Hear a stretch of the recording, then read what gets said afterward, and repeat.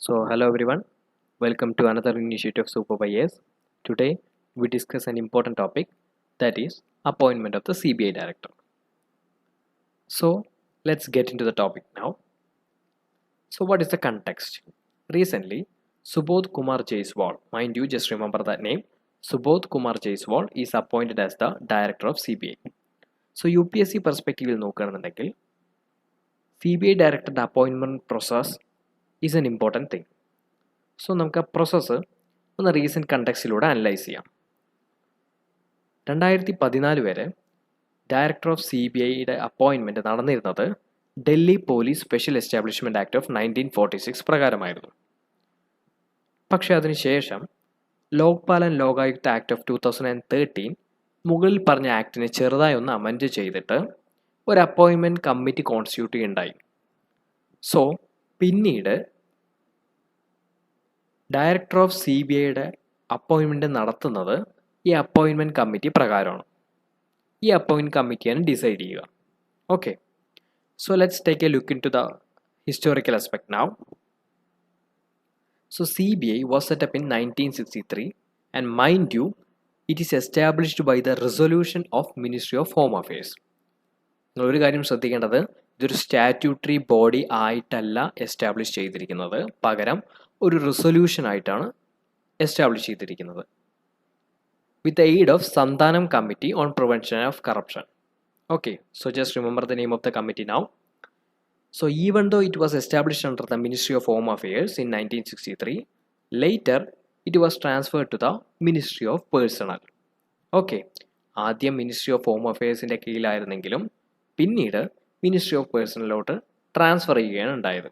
So നമ്മൾ നേരത്തെ പറഞ്ഞ പോലെ it is not a statutory body. Statutory body അല്ല എസ്റ്റാബ്ലിഷ്മെൻ്റ് എങ്കിലും it derives its powers from DPSC act of 1946, അതായത് Delhi police special establishment act of 1946 നിന്നാണ് power to enforce, power to act, ആ powers CBI derive ചെയ്യുന്നത്. Okay, so ഇങ്ങനെ ഒരു duality അല്ലെങ്കിൽ ഡൈക്കോട്ടോമി ഇതിൽ കിടക്കുന്നുണ്ട്. നിങ്ങൾ ഈ ഒരു പോയിന്റ് ശ്രദ്ധിച്ചു വെക്കുക. സന്താനം കമ്മിറ്റി ഏത് ഡിപ്പാർട്ട്മെൻറ്റിൻ്റെ കീഴിലായിരുന്നു, പിന്നീട് എങ്ങോട്ട് ട്രാൻസ്ഫർ ആയി. Okay, so let's look at some of its functions now. എന്തൊക്കെയാണ് CBI ഫങ്ഷൻ? നമ്മളെല്ലാവരും കേട്ടിരിക്കുന്നത് തന്നെയാണ് investigating corruption, later of serious crimes.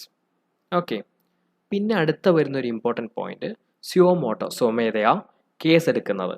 UTസിൽ, union ടെറിട്ടറീസിൽ വരുന്ന കേസ് സെൻട്രൽ ഗവൺമെൻറ് കീഴിലായതുകൊണ്ട് ഡയറക്റ്റ് ആയിട്ട് ഇവർക്ക് കടന്നു ചെല്ലാൻ പറ്റും. പക്ഷേ ഫെഡറലിസം പ്രിൻസിപ്പിൾ നിലനിൽക്കുന്നത് കൊണ്ട് സ്റ്റേറ്റ്സിലോട്ട് അങ്ങനെ കടന്നു ചെല്ലാൻ പറ്റില്ല. കാരണം സ്റ്റേറ്റ്സിൻ്റെ കൺസെൻറ്റ് വേണം. സ്റ്റേറ്റിൻ്റെ ഉള്ളിൽ നടന്ന ഏതെങ്കിലും ഒരു ക്രൈമോ അല്ലെങ്കിൽ സ്റ്റേറ്റിൻ്റെ ഉള്ളിലുള്ള ഏതെങ്കിലും ഒരു സബ്ജക്റ്റിനെ റിലേറ്റ് ചെയ്ത് നടക്കുന്ന ക്രൈമോ അന്വേഷിക്കണമെങ്കിൽ.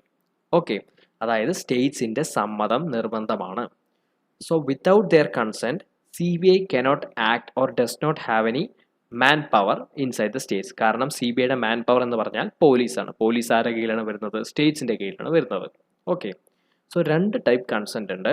ഒന്ന് ജനറൽ കൺസെൻറ്റും ഒന്ന് case to case or specific കൺസെൻറ്റും.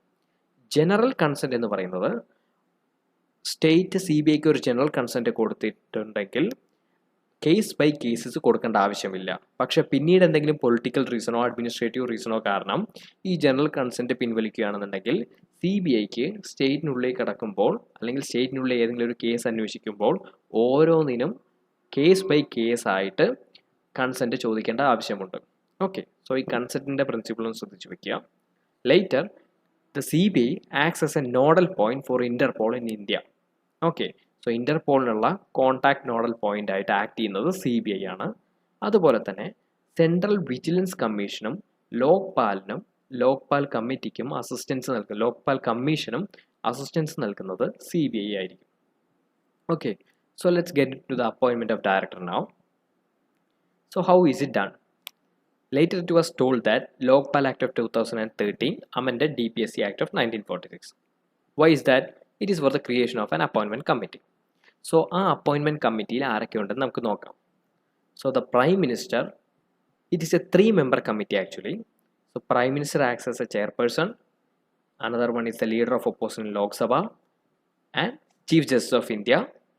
If he is absent, the responsibility comes to the Supreme Court judge nominated by him. അതായത് Prime Minister as the chairperson, leader of opposition, പ്രതിപക്ഷ നേതാവ് in the Lok Sabha, അതോടൊപ്പം തന്നെ chief justice of India. Okay, so ഇവർ മൂന്നുപേരും കൂടിയിട്ടാണ് ഡയറക്ടറിനെ അല്ലെങ്കിൽ director of CBI appoint ചെയ്യുന്ന നെയിം ആ സെലക്ഷൻ കമ്മിറ്റി അല്ലെങ്കിൽ സെലക്ട് ലിസ്റ്റിന് തിരഞ്ഞെടുക്കുന്നത്. Okay, so the tenure of CBI was given 2 years. 2 years, but according to another act which was called Central Vigilance Act of 2003. So look at this, another act comes into screen now, that is CVC Act. So the tenure of CBI director was given 2 years, but it was given according to Central Vigilance Act of 2003. Okay, so these are the important points you have to look here. Okay, so CVC Act we will cover in another video, so don't worry about that, just focus on this perspective now. And let's look into the Supreme Court judgment that was related to the just appointment of the director now. One was Vineet Narine judgment of 1998. It was given that the tenure of CBI must not be less than 2 years. 2 കൊല്ലത്തിൽ താഴെ കുറയാൻ പാടില്ല എന്ന് Vineeth നരീൻ judgement of 1998 പറയുകയുണ്ടായി.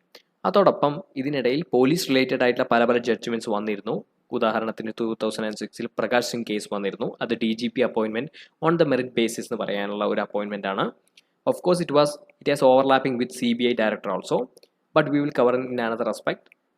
So in 2019, Supreme Court also stated that the minimum residual tenure of service must be 6 months. അതായത് 6 മാസം എങ്കിലും minimum service tenure ഉള്ള ഒരാളെ ഇനി CBI ഡയറക്ടർ അപ്പോയിൻമെന്റ് കൺസിഡർ ചെയ്യാനുള്ള സെലക്ട് ലിസ്റ്റിലേക്ക് എടുക്കാൻ പാടുള്ളൂ എന്ന് പറയുകയുണ്ടായി. Okay, so these are the 2 Supreme Court judgments. Okay, so this is for today. Thank you.